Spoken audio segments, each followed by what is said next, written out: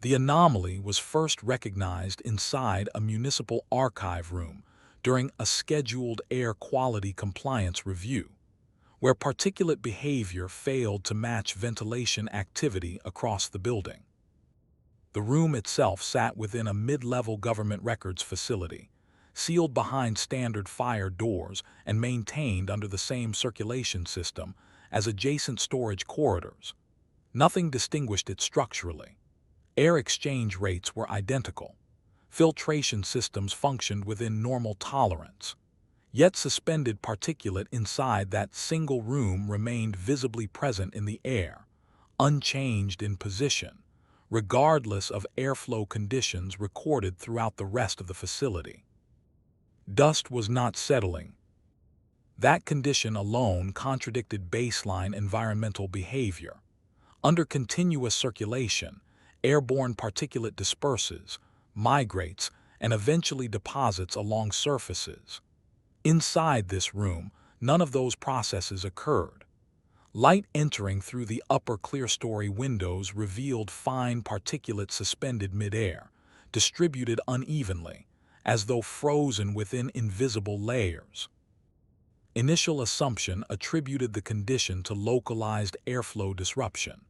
Maintenance teams inspected duct alignment, checked pressure gradients, and confirmed fan operation across all connected channels. Adjacent rooms showed expected particulate decay rates. Air movement instruments registered flow within the archive room itself.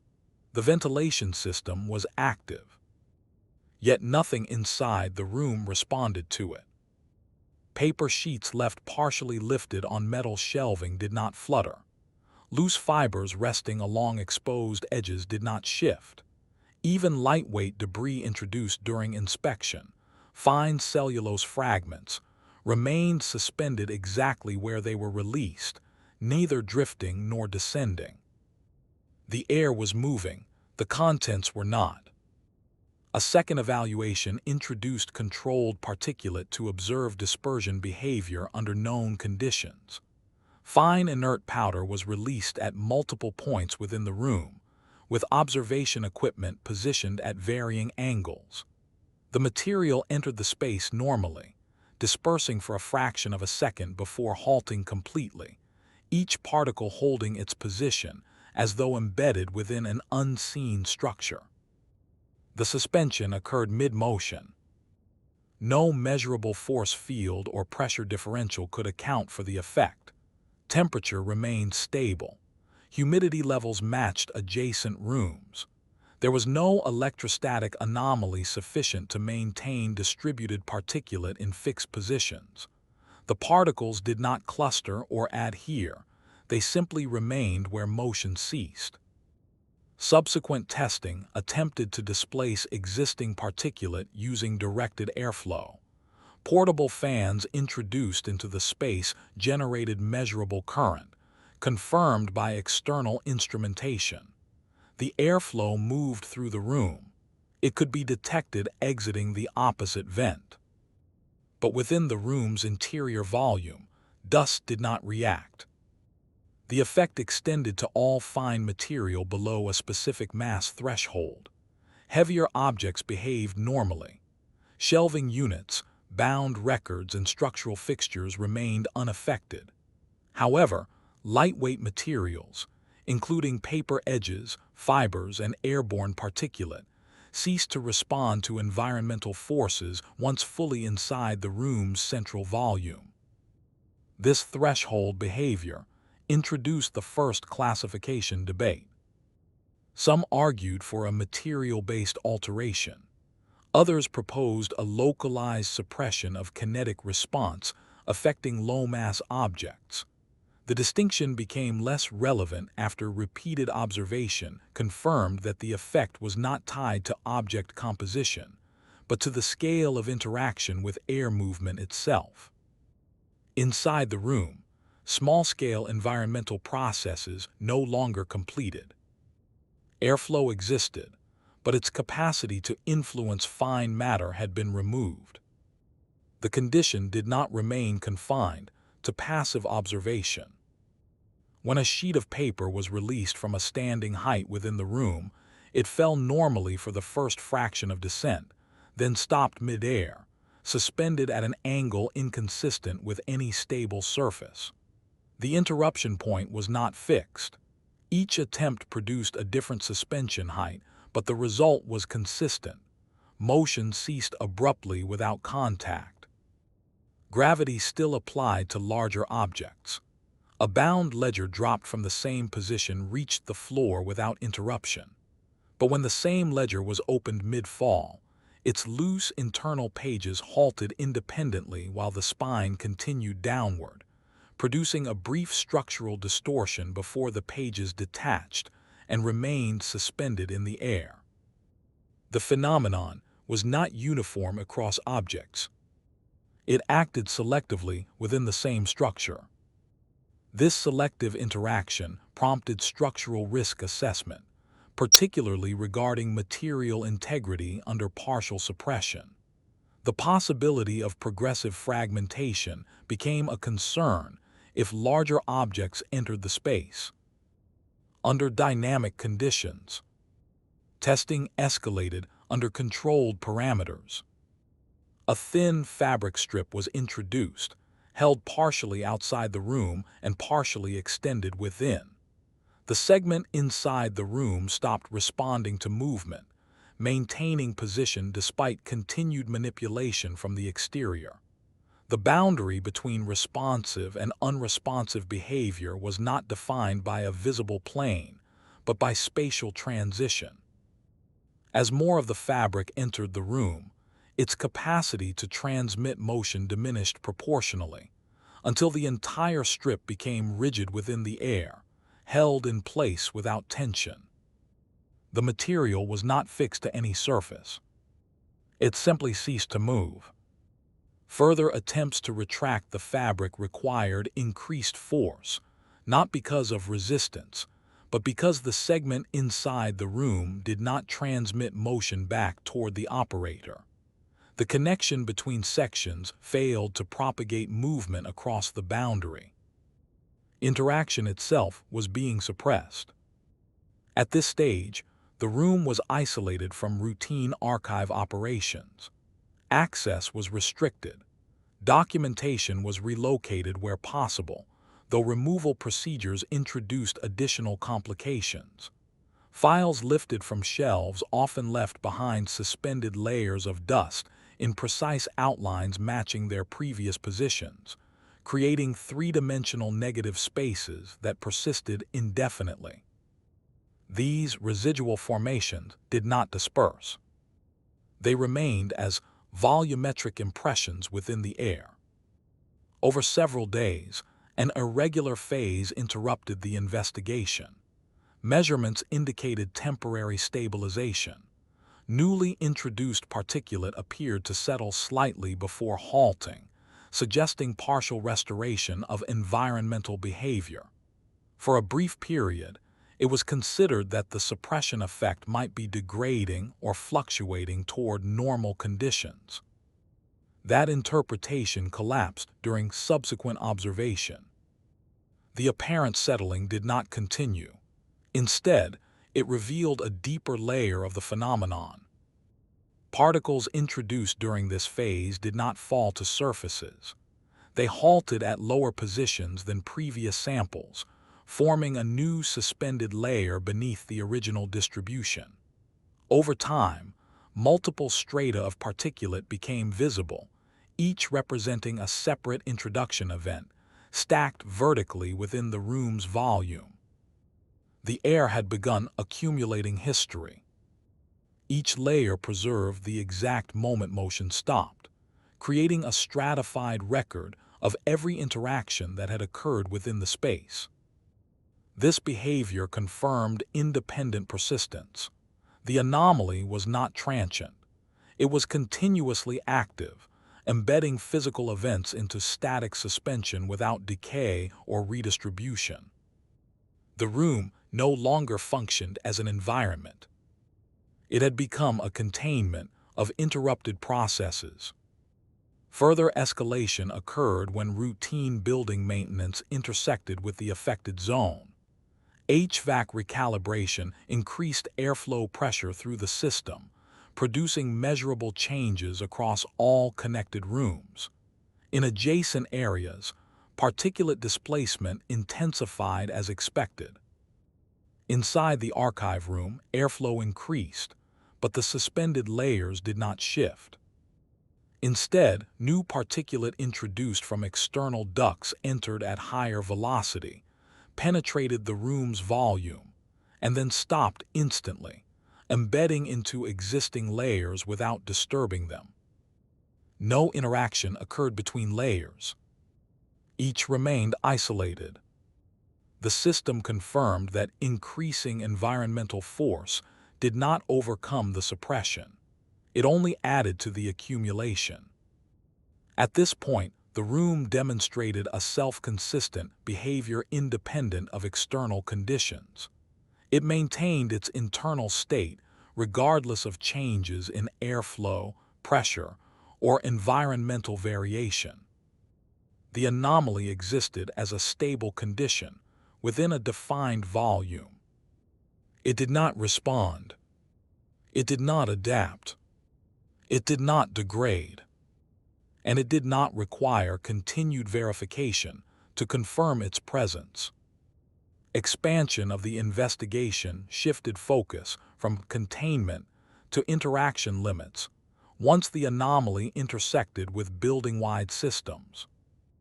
Routine environmental cycling, scheduled to equalize pressure across floors, forced higher volumes of air through the archive level at predictable intervals. The room remained structurally open to this system. Ducts continued to deliver and extract air.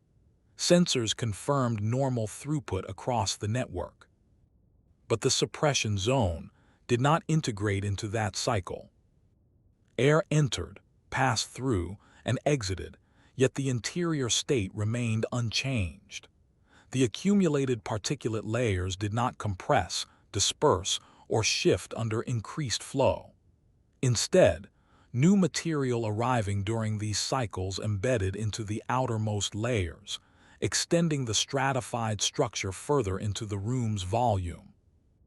Over time, the density of suspended matter increased to the point where visibility across the room became partially obscured, not by motion or haze, but by static accumulation occupying discrete positions in space.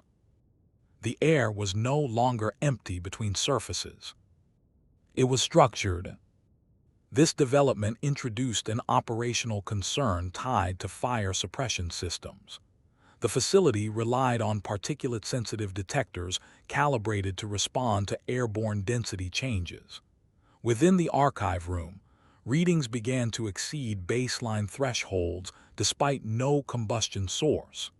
The detectors interpreted the suspended particulate as persistent contamination. A test activation was triggered under controlled conditions. When the suppression system released water mist into the room, the droplets entered normally, dispersed for a fraction of a second, then stopped mid-air. Each droplet suspended independently, forming a second layered system within the existing particulate field. Water did not fall. It remained distributed exactly where motion ceased. Unlike dust, the droplets retained mass cohesion. Over time, additional cycles introduced more moisture into the space, gradually increasing localized humidity without any measurable condensation on surfaces. The water remained airborne, fixed in position, contributing to a growing volumetric matrix of suspended matter. The room began to exhibit a measurable temperature gradient inconsistent with surrounding areas. Heat exchange relies on air movement and convection. Within the suppression zone, those processes were interrupted at the micro level. Thermal energy did not distribute evenly. Sensors placed at different points within the room recorded stable but inconsistent readings, with no convergence over time. Temperature no longer equalized. It remained segmented, much like the particulate layers. This effect extended to acoustic behavior. Sound introduced into the room, speech, mechanical noise, or impact, traveled partially before attenuating sharply, as though dissipated across invisible boundaries. The air no longer transmitted vibration uniformly. Instead, it absorbed and localized it, producing uneven auditory perception depending on position. The environment was fragmenting into isolated interaction zones. An additional irregular phase emerged during extended observation. For several hours, the room appeared unchanged despite continued system input. No new layers formed. Particulate introduction ceased to produce visible accumulation. The anomaly presented a temporary plateau, suggesting saturation of its internal structure. This interpretation was reconsidered after subsequent interaction. When a technician entered the room to retrieve a remaining archive unit, movement through the space did not displace the suspended layers. Instead, the technician's motion passed between them, leaving the surrounding particulate undisturbed. However, as the technician exited, a new pattern became visible, an absence within the layered structure tracing the exact path taken through the room. The layers had not shifted. They had been avoided. The anomaly did not resist intrusion. It preserved existing states and allowed new movement to occur only in unoccupied space, without retroactively altering what had already been suspended. The room recorded absence as precisely as it recorded presence. This behavior introduced a constraint on interaction that extended beyond particulate. Objects moving through the room could not influence existing suspended matter. They could only occupy new positions between it. Once motion ceased, any newly introduced material joined the layered structure at the point of interruption. Nothing within the room could affect what had already been fixed.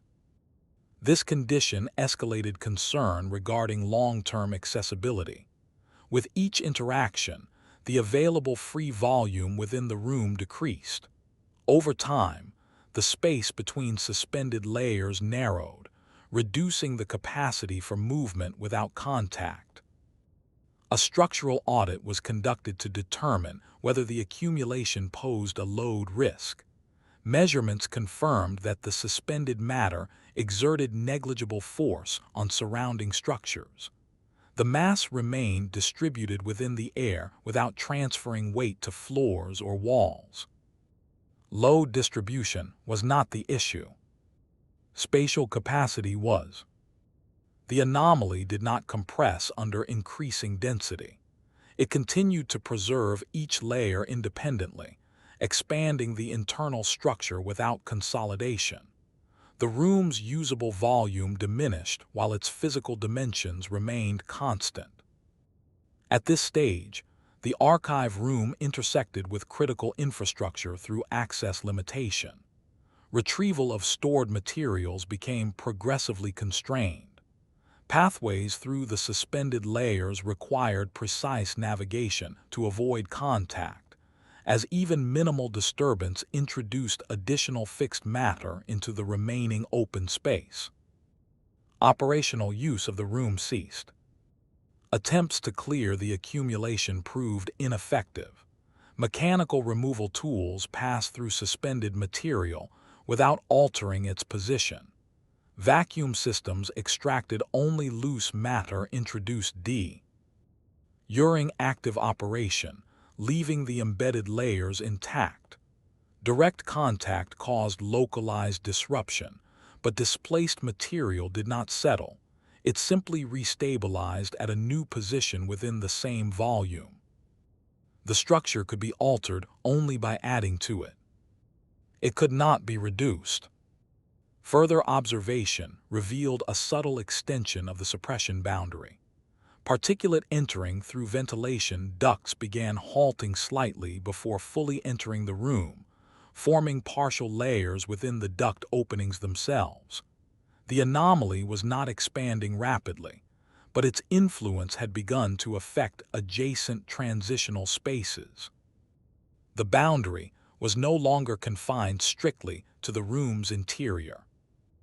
A controlled seal was installed across all access points, isolating the space from further environmental input. Airflow was redirected. The room was removed from standard circulation. Following isolation, the internal state remained unchanged. No degradation occurred. The layered structures persisted without collapse, movement, or interaction. The temperature segmentation stabilized. Acoustic dampening remained localized. The suspended water droplets retained position, forming a stable microenvironment within the sealed volume. A final review compared the room's condition to initial observations. The original particulate remained present, preserved exactly as first recorded. Every subsequent interaction, airflow changes, material introduction, human movement, had been added to the structure without altering what came before. The room functioned as a cumulative record of interrupted motion. No process within it completed. Institutional response shifted toward long-term management rather than resolution.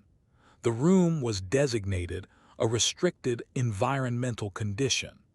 Architectural plans were modified to route future systems around the affected zone.